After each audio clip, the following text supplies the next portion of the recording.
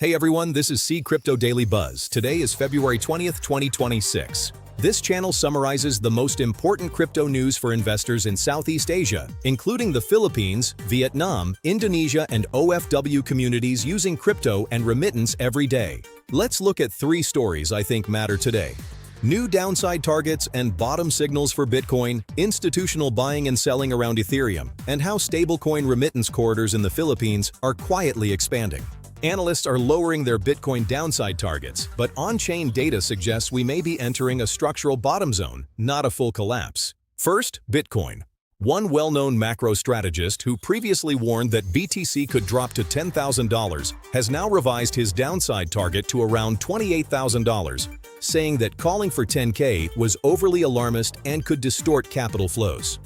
At the same time, on-chain analytics firms are pointing to an estimated on-chain floor around $54,900, based on realized price and liquidity metrics. They note that Bitcoin has been consolidating between roughly $60,000 and $69,000, with midterm holders defending this range, but warning that if it breaks, price could revisit that 55K area. My personal view is that this combination tells us 2 things. First, even the big bears are stepping back from the most extreme crash scenarios.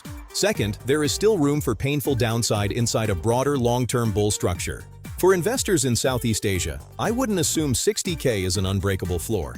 But I also wouldn't trade as if Bitcoin is guaranteed to go to zero, especially when on-chain data shows coins moving from exchanges into long-term wallets. Ethereum is in one of its longest drawdowns in years, yet institutional wallets are quietly accumulating below $2,000. Second, Ethereum. Recent research points out that ETH has now logged 6 consecutive months of price declines, making this one of its worst extended downtrends since 2018. Retail interest has faded, with many small holders reportedly exhausted after years of sideways action. But on the other hand, large wallets linked to institutions and funds have been increasing their holdings below the $2,000 level, treating these prices as a long-term opportunity rather than a disaster. Analysts highlight examples like listed companies and crypto funds that have added substantial ETH positions, sometimes staking a large portion to earn yield while they wait. Their thesis is that Ethereum's role in DeFi, staking and tokenization infrastructure is unlikely to disappear just because the price has been weak for several quarters. My personal take is that this is a classic split between short-term pain and long-term conviction.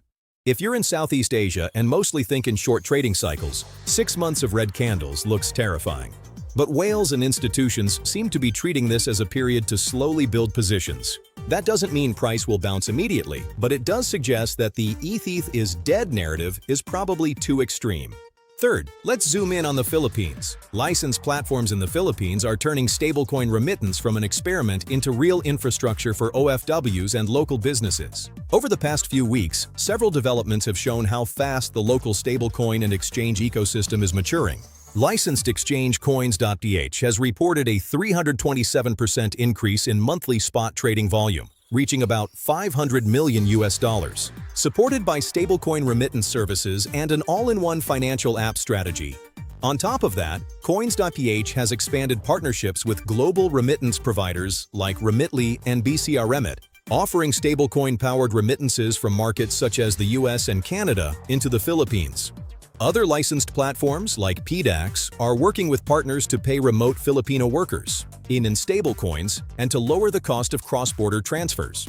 Meanwhile, regulators like the NTC have ordered ISPs to block dozens of unlicensed crypto platforms, and the SEC has opened a regulatory sandbox for new virtual asset services. From my perspective, this is exactly the kind of environment Southeast Asia investors should pay attention to. For OFWs and families relying on remittance, stablecoin rails can reduce friction, but only if they are built on regulated exchanges and clear rules. For traders and builders in the region, the real opportunity may not be the next meme coin, but the platforms that connect bank accounts, wallets, and stablecoins in a compliant way. To sum up today's stories, Bitcoin downside targets are being revised higher while on-chain data points to a possible structural bottom zone. Ethereum is suffering through a long drawdown even as whales accumulate below $2,000. And the Philippines is quietly turning licensed exchanges and stablecoin remittances into real infrastructure for Southeast Asia's crypto and payments ecosystem. This video is for information and education only and is not financial advice. All investment decisions and risks are your own responsibility. If this video was helpful, please consider subscribing, liking, and turning on the notification bell. Thanks for watching C Crypto Daily Buzz, and I'll see you in the next episode.